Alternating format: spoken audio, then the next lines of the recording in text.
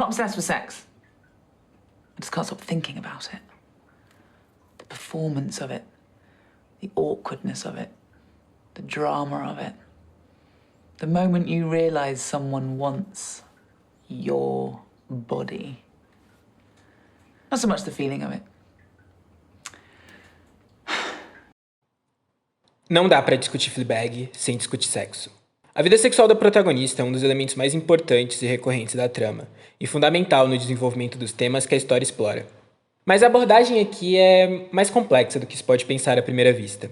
Por um lado, um dos inúmeros diferenciais da série é a maneira como ela retrata a sexualidade feminina nos seus próprios termos, não estigmatizando os desejos nem negando a significância dessa parte da vida da protagonista, ao mesmo tempo em que não a reduz a um objeto sexual, como é comum acontecer quando roteiristas homens escrevem mulheres sexualmente ativas. Só que a visão que a série tem da relação específica que a personagem titular estabelece com seus parceiros sexuais é bastante crítica. Tem umas questões de medo de intimidade, do peso do sexo e de outras relações no valor que uma pessoa atribui a si mesma enquanto indivíduo. Umas coisas bem profundas que o humor dramático da série consegue tocar com uma leveza admirável. Mas a gente vai voltar para esse ponto mais tarde. Apesar de todos esses elementos positivos de representação, eu acho que não seria apropriado descrever Fleabag como uma série sobre prazer feminino. Mesmo com a quantidade considerável de cenas de sexo, a história parece desinteressada no ato propriamente dito. Na peça, tem uma cena em que a Fleabag, num ponto da trama em que ela tá deprimidíssima e no fundo do poço, passa horas assistindo pornografia. Sons de pessoas gemendo tocam no fundo enquanto a atriz recita com uma voz apática todos os tipos diferentes de vídeos que passam pela tela dela. Anal, gangbang, mature, big cocks, small tits, hentai, Asian, teen, MILF, big butts, gay, lesbian, facial, fetish, young and old, swallow, rough, voyeur. Na minha opinião, essa expressão anestesiada, emocionalmente flácida, encapsula muito bem a atitude meio de desprezo que a Fleabag tem nos momentos em que a gente vê ela transando. Pelo menos na primeira temporada. Eu gosto muito de como a quebra da quarta parede é utilizada para representar exatamente isso. Quando tu assiste a série tendo visto a peça, é muito claro como dar essa característica para a personagem é uma escolha bem intuitiva e que faz todo sentido. Já que a peça é um monólogo em que todas as cenas e diálogos são contados através da perspectiva da protagonista, a quebra da quarta parede ajuda a traduzir elementos como a exposição mais direta ou cenas em que o humor depende da justaposição rápida entre o que está acontecendo e os comentários que a Fleabag faz para a audiência. Só que a Phoebe Waller-Bridge, genial como ela é, não usa isso só para transportar o que já estava na peça para a tela. E olha que isso já seria muito. Ela se aproveita da mudança de mídia para dar uma dimensão simbólica extra a essa ferramenta narrativa. Então, nas cenas de sexo, ela olha nos nossos olhos, não pro parceiro. A atenção dela se volta para esse lugar externo, a realidade em que ela vive, esse ponto de fuga para onde ela constantemente escapa. Transar é, para ela, menos uma experiência que ela aproveita e mais um jeito de se sentir no controle. Sexo ela domina. Amor é mais complicado. Durante a primeira temporada, isso acontece principalmente dentro do relacionamento dela com esse cara. Ele não tem um nome na série, mas o roteiro se refere a ele como Arsehole Guy, então eu vou chamar ele de cuzão. Enfim, ela e o cuzão têm uma série de fodas casuais, até aí tudo bem, mas em certo ponto da história, a Fleabag acredita que ele tá se apaixonando por ela. Sua reação a esse fato é, como esperado da personagem, fazer vários comentários sarcásticos sobre como a situação é inconveniente, mangando do fato de que vai ter que dar um fora no cara. E aí chega a hora em que o cuzão diz pra ela que precisa ter uma conversa séria e conta que tá apaixonado por outra mulher. E ela fica decepcionada. E assim, não é que ela tá triste porque queria ter uma linda história de amor com o cuzão, mas ela percebe que embaixo de todas as camadas de ironia e negação e mecanismos de defesa, talvez ter alguém apaixonado por ela não seja a pior ideia do mundo. Talvez, no fundo, seja algo que ela queira. Entra ele. What was that? What? Where did you just go? What? You just went somewhere. There. Where'd you just go? O Padre Gostoso é um personagem feito sob medida para obrigar a Fleabag a encarar as questões internas dela. Ela passou a maior parte da vida usando sexo para evitar a intimidade. Bem, não dá pra fazer isso com um cara que se recusa a transar com ela. Nas escrituras, a compilação publicada dos roteiros da série, a Phoebe Waller-Bridge comenta que a Fleabag nasceu em parte da raiva crescente que ela sentia de um discurso social que iguala o valor de uma mulher ao quão fisicamente desejável ela é. Então ela bota essa mentalidade diretamente no conflito interno da personagem, que faz dessa hipersexualização de si mesma tanto estratégia de sobrevivência e mecanismo de autossabotagem. Fleabag não é boa porque é sutil. O monólogo final da peça, primeira temporada, é literalmente ela falando isso aqui com todas as letras. E também aparece de formas menores, daquele jeito que as aflições particulares das pessoas sempre acabam vazando se elas falam por tempo suficiente. Tá em piada dela dizendo que se preocupa, que não seria tão feminista se tivesse peitos maiores, em cena dela perguntando pro pai se transaria com ela se ela não fosse filha dele. O tempo todo se bate nessa tecla de que sexo é uma parada crucial no valor que ela atribui a si mesma, que isso tá entranhado nas especificidades de como ela se odeia. Ao tirar sexo da equação, o padre faz com que o envolvimento deles aconteça em termos que permitam uma conexão mais íntima, mais profunda do que as que ela está acostumada. Quando ela está com ele e tenta fugir... Na vez que a Waller-Bridge apresentou o Saturday Night Live, ela deu sua explicação para o fenômeno de tantas mulheres acharem o padre gostoso tão gostoso. And we boiled it down and realized it was because he was doing this one thing. Listening. E é uma piada, mas, é engraçado porque é verdade. Ele presta atenção nela, passionalmente, notando até mesmo as coisas que ela diz, mas pensa que ele não pode ouvir.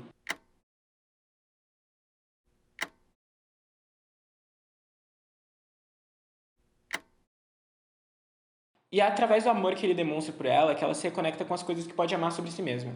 Esse crescimento não é algo que ele dá pra ela, é algo que ela consegue por conta própria. No começo da segunda temporada, antes mesmo de conhecê-lo, ela já tá numa abstinência de sexo autoimposta, porque entende que o que aquilo representava pra ela antes não era saudável. E mesmo o fato de ela se interessar pelo padre revela uma mudança na maneira como ela pensa sobre si.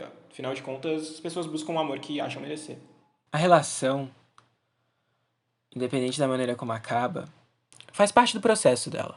Quando ela transa com o padre, ela só olha pra câmera pra tirá-la dali. Quando ele inevitavelmente termina com ela abandona a câmera por completo.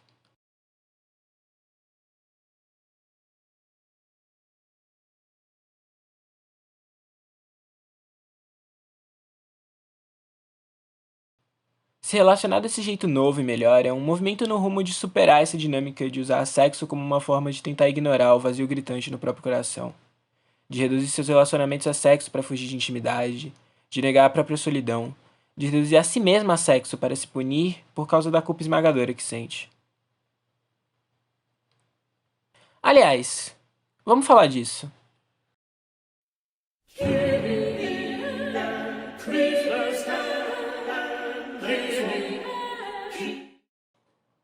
Eu sempre achei interessante aquela interpretação de que a história bíblica da Eva comendo a maçã é, na verdade, uma alegoria para sexo. Me parece fazer muito sentido com a maneira como sexualidade, em especial sexualidade feminina, é codificada como pecaminosa na nossa moralidade cristã coletiva. Mas eu acho que a parte essencial do mito mesmo é que a Eva queria comer a maçã. Livre-arbítrio e tudo mais. Independentemente se ela comeu o fruto ou se ela comeu o fruto, ela o fez intencionalmente, sabendo o que significaria. Dessa forma, a culpa, a tal da culpa cristã, a ação não é um erro, um engano, ela é uma expressão do desejo dela. E sendo esse desejo pecaminoso, a Eva, e por extensão toda a humanidade, também é pecaminosa. O ato se torna, nessa ótica, não só um erro, mas parte intrínseca da identidade daquela que o comete. Algo pelo qual ela é eternamente punida. Então, eu falei bastante sobre o auto-ódio da Fleabag e a maneira como ele afeta os relacionamentos pessoais da personagem, mas eu ainda não comentei muito sobre a origem desse ódio. Logo no primeiro episódio, a gente descobre o que a Fleabag fez. E óbvio, tem a ver com sexo. Ela transou com o namorado da melhor amiga, a Boo, que, quando descobriu a traição, decidiu se jogar na frente do ciclista, planejando se machucar levemente e punir o namorado, impedindo ele de visitá-la no hospital. Só que isso obviamente dá errado, e a Boo acaba causando um acidente muito mais grave, em que 3 pessoas, incluindo ela, acabam mortas. Quando pensa nisso dentro do contexto do que a gente sabe sobre as questões psicológicas da Fleabag, faz todo sentido ela fazer uma cagada dessas. É claro que ela transa com o namorado da melhor amiga. Pra ela, é muito mais fácil acreditar que alguém quer transar com ela do que alguém a ama. Então, isso acaba pesando mais na hora da decisão. Depois disso, a culpa assombra a personagem. Enquanto tenta conseguir um empréstimo para salvar o café que ela abriu com a Boo, e é a conexão física que ela ainda tem com a memória da amiga morta, Ela é punida e julgada em circunstâncias que lembram o que ela fez. Uma pelo teor sexual e outra por envolver adultério. A primeira é quando o mal-entendido no banco faz o gerente acreditar que ela tá tentando dar em cima dele e por isso nega o empréstimo. Ah, esse cara tinha sido acusado de assédio sexual? Mencionando isso aqui porque vai ser importante mais tarde. A segunda é muito pior. A irmã dela, Claire, acredita na história do esposo de que a Fleabag tentou beijá-lo. Na real, tinha rolado o contrário. A lógica é, se ela transou com o namorado da melhor amiga, por que não beijaria o marido da irmã? Ela perde a confiança da Claire, por causa disso também falha em convencê-la a abandonar o peso morto do marido e aceitar uma oportunidade de trabalho incrível no exterior. E como se não bastasse, Claire também era sua outra esperança de conseguir um empréstimo, que foi pelo ralo depois da briga. Esse é o fundo do poço da Fleabag, o ponto mais baixo e deprimente que ela chega na história. Na peça, ele é seguido por uma última tentativa dela de se agarrar aos hábitos ruins de sexo com autossabotagem. A Fleabag está no café e o Joe, um velhinho simpático que a visita no café todos os dias depois do mesmo horário, aparece. Aí ela o manda calar a boca e trancar a porta. Então tira a roupa e tenta fazê-lo transar com ela. Mas o Joe não tá ali pra isso. Ele vai todos os dias lá pelo chá dele pra visitá-la, por causa da tragédia que rolou com a amiga dela. Apesar de ter sido cortada na adaptação, acho que um pedaço dessa cena e do personagem do Joe sobreviveram no que viria a se tornar o arco do Padre Gostoso. Mas ambas as peças e a primeira temporada da série terminam com o mesmo momento. O empréstimo. Ou melhor, o começo da escalada da Fleabag para fora do fundo do poço.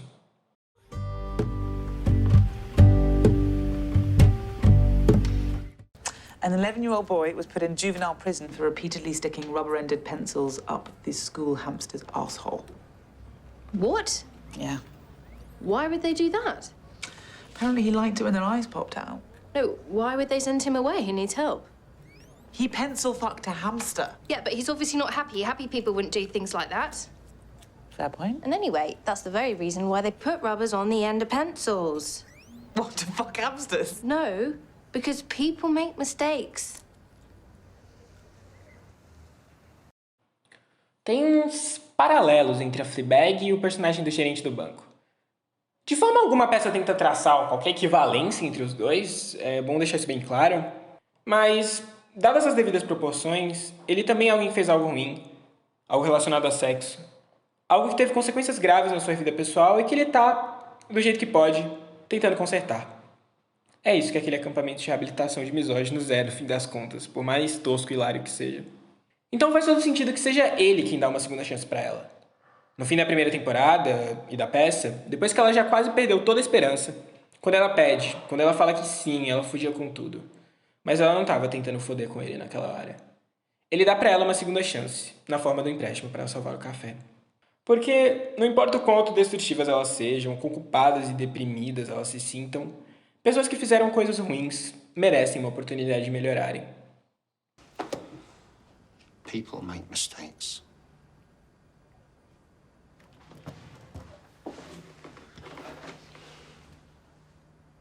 That's why they put rubbers on the ends of pencils.